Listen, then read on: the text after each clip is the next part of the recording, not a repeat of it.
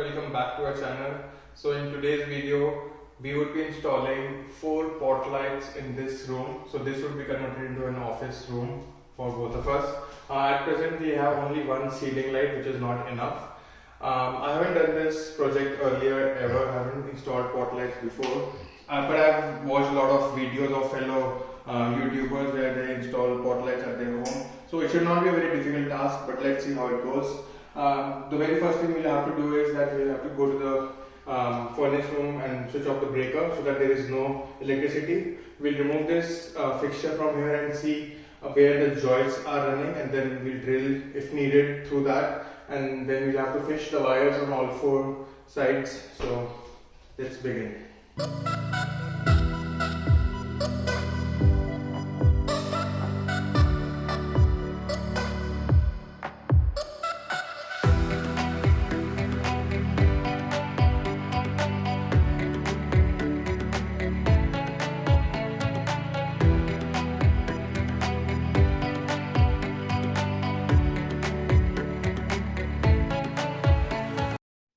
Hardest part of the project is over, which was to remove the ceiling box. It was actually attached to the studs on the side, so I had to literally rip the electrical box out of the ceiling. I'll install a new one later. The next step now is that we have to measure where we need to cut out the 4 holes for the pot light. And the pot lights which I have bought are these ones. These are from Home Depot. I'll add the link in the description below. These are 4 inches one, and also these have 3 adjustable color temperatures. So it's 3000, 4000, 5000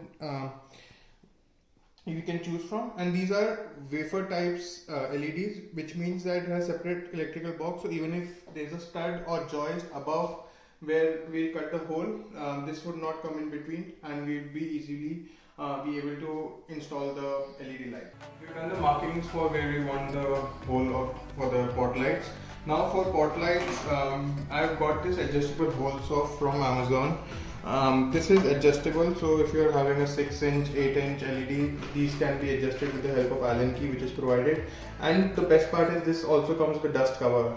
So it installs something like this to the drilling machine, and all the dust will fall into this, and there is no mess in the room. The provided Allen key, we'll first loosen this nut which is provided. We loosen this side, and the markings are already here. So according to the manufacturer's instructions, we have to make a 4 1/4 inch hole. So just to be on the safer side, I'll mark it to take it to 4 inches and tighten the screw.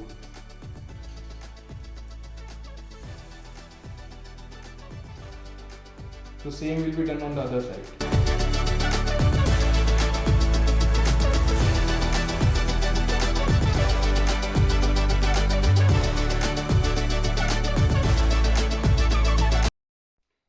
So now for the wiring part, this is the main wiring which is coming to the fixture.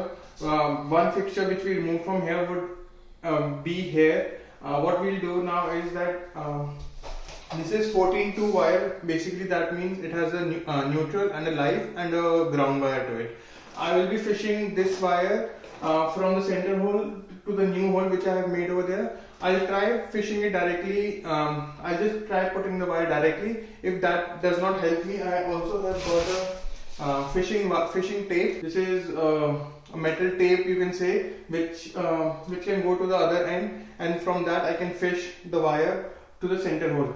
For the other 3 LED pot lights, I won't be doing the same way what I'm doing it for this one, because I just need power to one of the LED lights, and from there the next LED light on this corner will be connected from the LED light itself, and not from the electrical the center electrical point which is coming into the room. So it will basically become like a series. So the electricity is coming to the center point, and from here we are pulling a electrical wire into one of the LED lights, and from there the other 3 LED lights would be connected. But all these 4 LED pot lights and the central light fixture will still be controlled by single light switch, which is, again, we have a smart switch over here.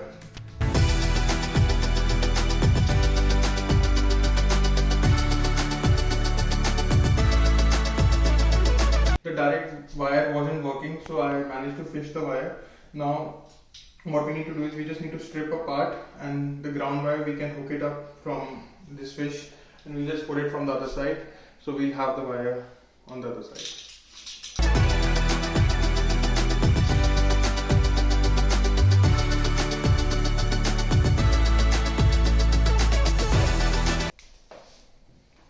Since it's not a long distance, so I won't be taping it. Otherwise, if there was a joist or something in between, a lot of obstructions, I would have taped it. But it's just a small distance, so I'll just pull it from the other side now.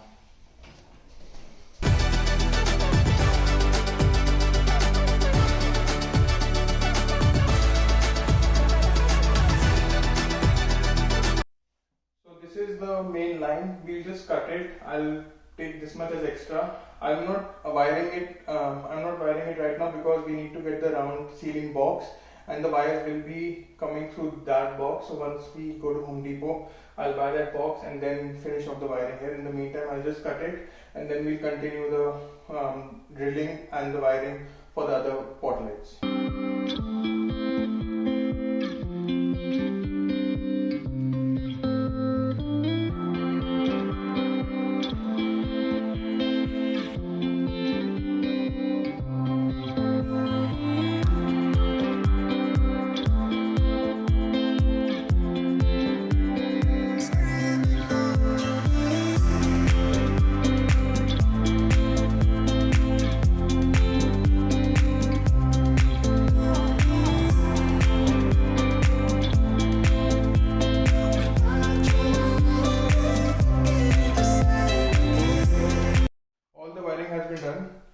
The only step now left is to install these LED pot lights. As I mentioned, these are wafer type LED lights, so it comes in two parts. There's a connector in between.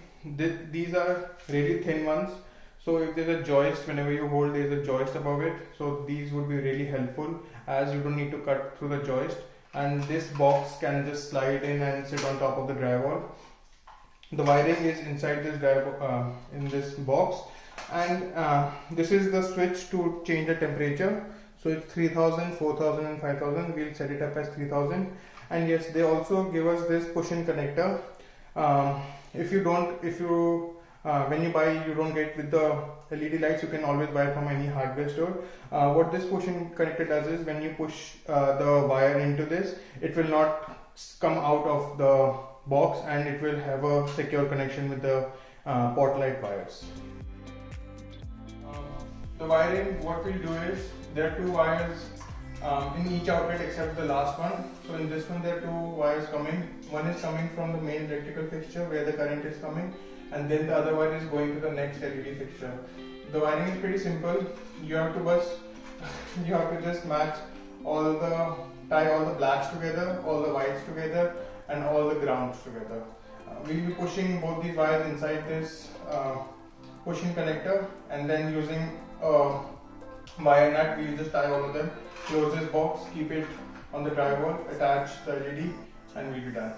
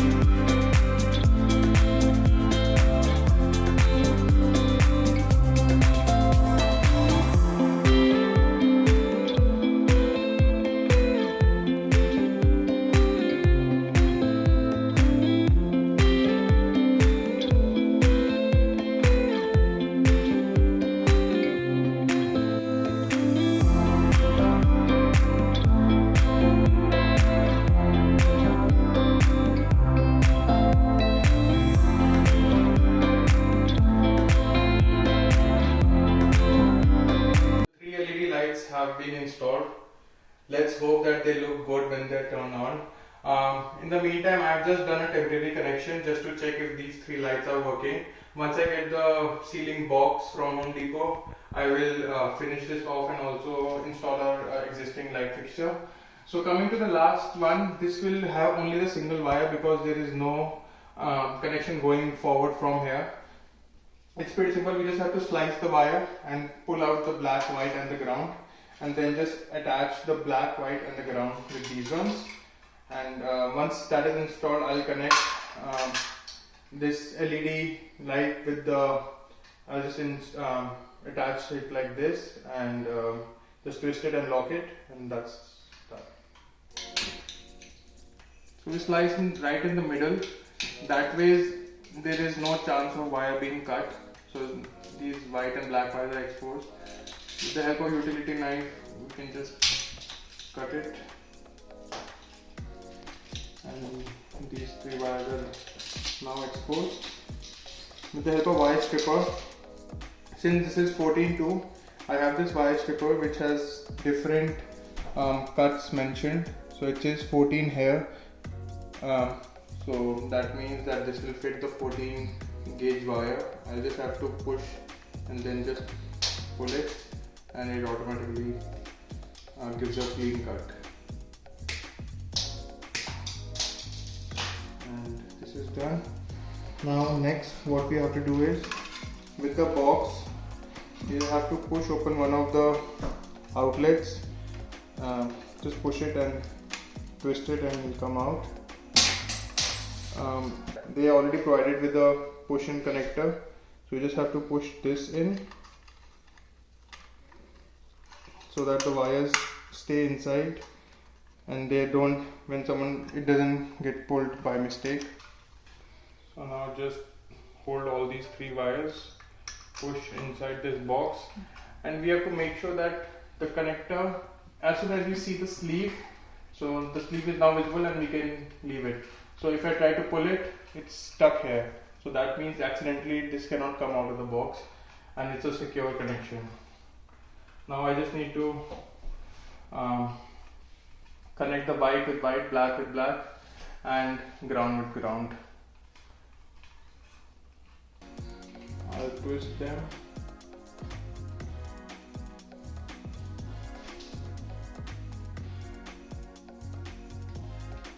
We don't need the black because one of the wires is not a standard copper wire. Lastly, with the help of these wire nuts, you can find in any hardware store. These come in different sizes, so this is sufficient. This is, I think, it works for 2 14 gauge wires, so it is good for these type of connections. You just push it inside and then just continue twisting it until it's tight. The next step is to just push the wires inside the box. There is ample space here, so no need to worry about it. Just make sure all the wires are in here, and you just close the. You have to close the lid. Okay. Just for extra safety, I'll put some tape on the lid so that it doesn't open up when it's inside the sealing. Okay, this is done, and now the last step is, second last step actually, is to, so these are pins and it has a small cut here, if you can see, and this one will also have a small cut. So you just need to match these two and push it inside. This is the only way it will go inside, otherwise if you just keep on pushing it, it will not go inside. You have to match the cuts, and once inside, just roll this over and then just hand tighten it.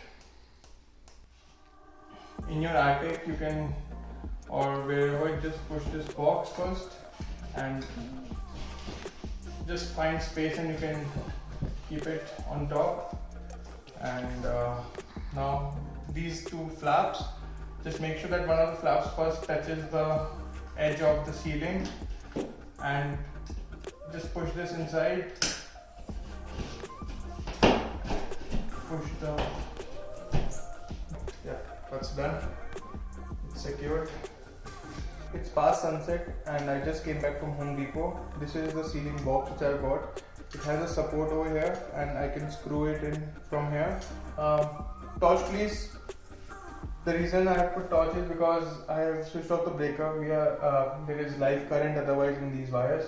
So if you can see over here, this is the stud, and I will be attaching this ceiling box. Oh sorry, I just need to push these tabs in. and yeah, so it will go like this, and then I can screw in here and then connect the wires and you can install a fixture.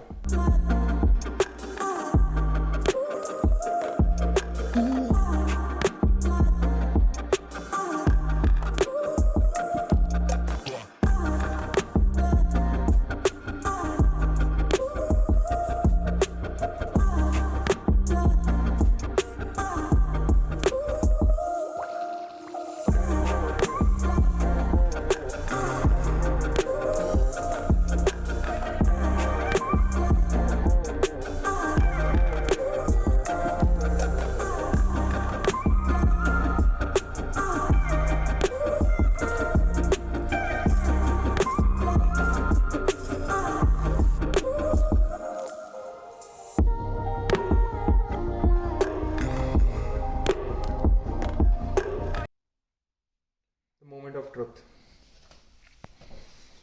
1, 2, 3. Done!